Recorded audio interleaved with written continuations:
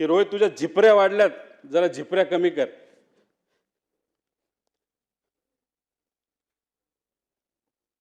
त्या दिवशी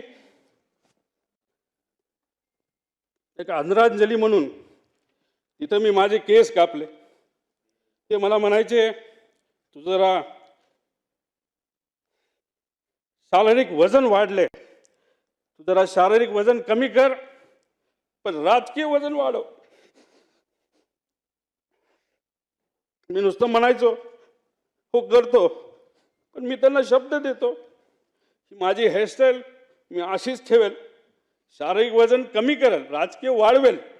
पण एक गोष्ट मात्र खरी, ते मला म्हणायचे वरचं बटन वरपर्यंत लावत जा, पण काकांना एक सांगायचं 40-50 वर्षानंतर मी तेव्हा तुम्हाला भेटेल, तोपर्यंत मी बटन असंच उघडे ठेवणार. त्यावेळेस मात्र तुम्हाला भेटल्यानंतर हे बटन मी त्या ठिकाणी लावेल, कारण शेवटी हे बटन असं ठेवल्यानंतर तुमची आठवण त्या ठिकाणी मला नक्कीच त्या ठिकाणी येईल.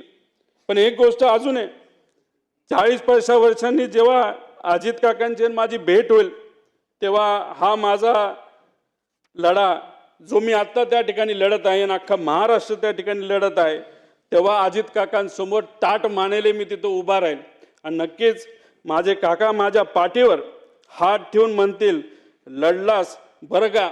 आणि या गोष्टी ऐकण्यासाठीच हा जो छोटासा लढा पण महत्त्वाचा लढा त्या ठिकाणी मी व सर्वांनी तिथं हातात घेतलाय, तो पूर्ण केल्याशिवाय राहणार नाही. आणि दादांच्या अपघातात जो कोणी जबाबदार असेल, जो कोणी दोषी असेल, त्याला तुरुंगात टाकल्याशिवाय आणि शिक्षा दिल्याशिवाय आम्ही तर त्या ठिकाणी शांत बसणार.